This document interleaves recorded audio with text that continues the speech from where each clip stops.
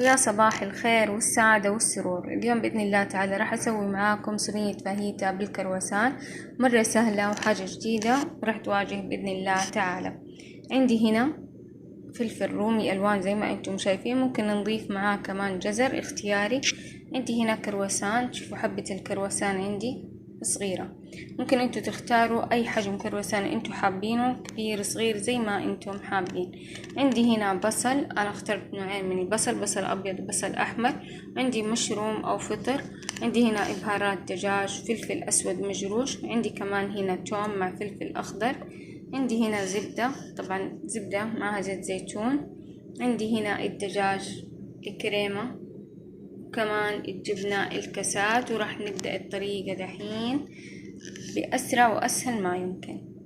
دحين أول حاجة راح أضيف الزبدة.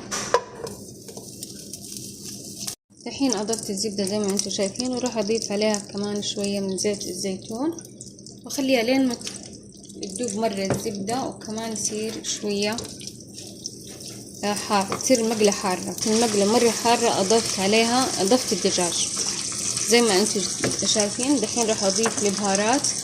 عندي البهارات هنا فلفل اسود وبهارات دجاج، وحطيت انا شويه من اللهم صل على سيدنا محمد، نسيت اسمه، الزعتر. فاضفت هذه المكونات. ممكن نضيف كمان هيل لو انتم حابين، اي بهار انتم حابينه، بس انا بضفت بهارات مشكله وفلفل اسود مجروش، بحس بيعطيها طعم مره طيب خشن، وبحب البهارات تكون خشنه شويه.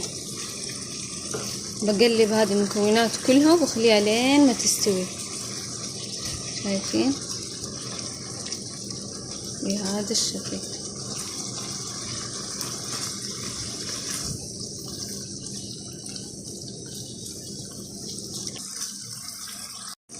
انا طبعا اول ما بدأت اسوي ايش سويت، خليت النار مرة عالية عشان ما ابغى، بحاول قد ما اقدر احافظ على الموية اللي موجودة في الدجاج يكون يعطيني الطراوة. راح اضيف هنا التوم والفلفل زي ما انتم شايفين، توم وفلفل اخضر، وبقلب المكونات. ولا تغطوها، خلوها كده، اطبخوا الدجاج وهو مكشوف.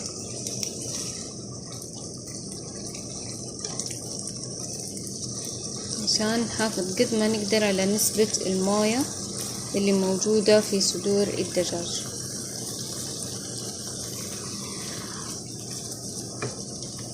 الحين راح اضيف ملح.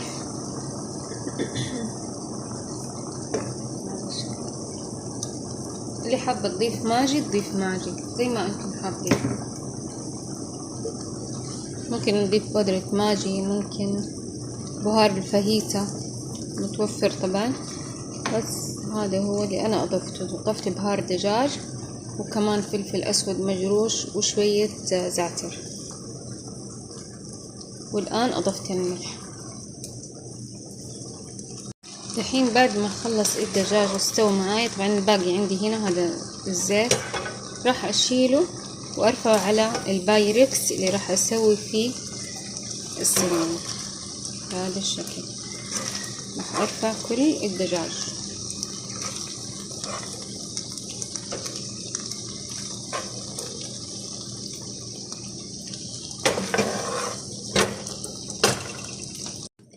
دحين ايش راح اسوي، راح ارفع النار على اعلى حاجة. بضيف اول حاجة البصل والمشروم، نضيف هذه المكونات وبقلبهم مرة كويس بهذا الشكل. ما ابغاه يدبل، ابغاه بس ياخد تشويحة مرة خفيفة. اوكي، عشان ما ابغى الخضار انا اساسا تكون مرة مستوية، بس ماخذة نكهة بسيطة. طبعا انا تاركة النار مرة عالية.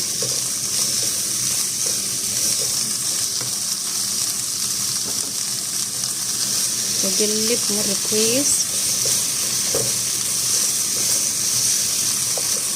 ودحين راح اضيف الفلفل الرومي، ممكن نضيف عليها كمان ذرة لو حابين، ممكن جزر.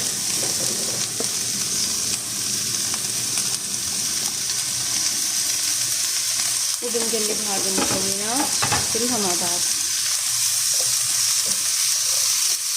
بس تشويح، يعني ما ابغاها تستوي ولا ابغاها تجبل، بس نشوحها تشويحة خفيفة.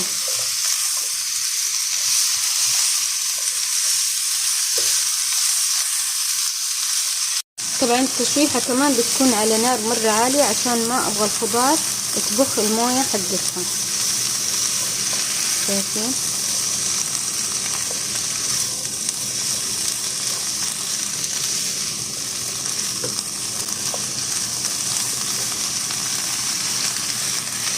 خلاص كده خلصت معانا.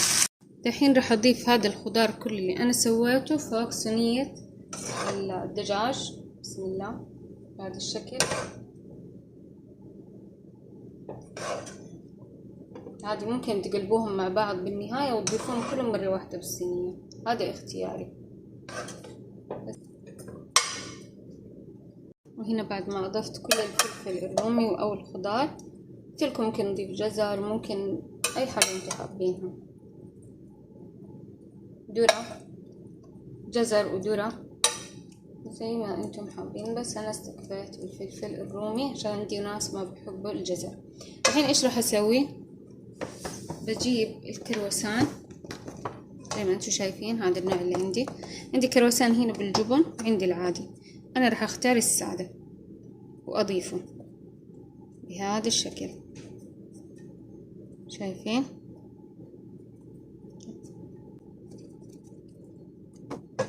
نضيف الكرواسان. دحين راح اضيف حبات الكرواسان الصغيرة اللي بالجبن الجهة الثانية.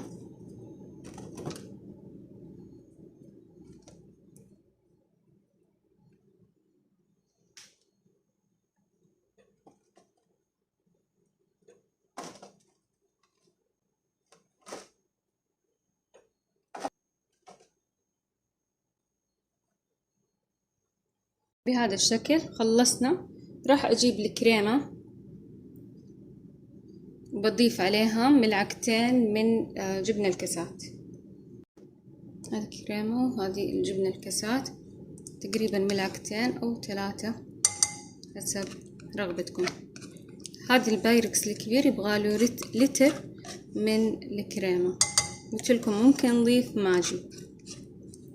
راح اخلط هذه المكونات مرة كويس. اللي حابة تضيف جبنة موزاريلا ممكن، بس مو لازم. ممكن نستبدل الكرواسان بالمكرونة، او راح اضيف الكريمة كلها هنا.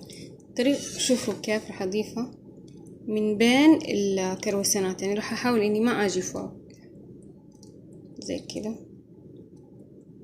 شايفين؟ من هنا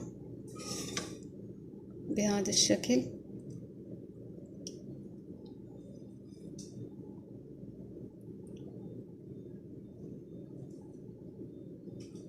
وكذا خلصنا. راح ادخلها الفرن، ودحين راح ادخلها بالفرن بهذا الشكل. وبعد كده قطعة القصدير راح اجيبها، طبعا مفتوح من فوق ومن تحت، بغطيه بهذا الشكل كذا. بس لا تسكروا الجوانب عشان انا ما ابغى الكرواسانة تطرى، ابغاها تصير مقرمشة.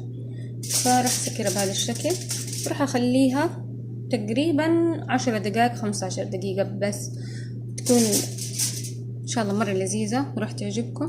اوريكم اياها بعد ما تخلص. مفتوح من فوق ومن تحت، وعلى درجة حرارة 180، وربع ساعة، من ربع ساعة إلى 10 دقائق كل واحدة حسب فرنها.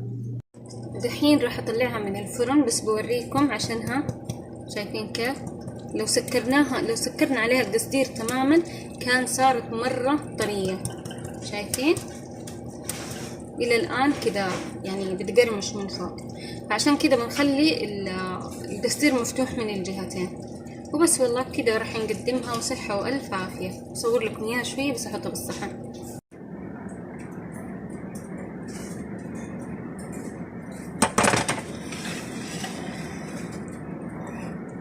وهذه هي صينيتي. شايفين؟ والله ريحتها مرة رهيبة. طبعا اللي حابة ترش عليها موزاريلا ترش، لكن أنا مسويها بدون موزاريلا.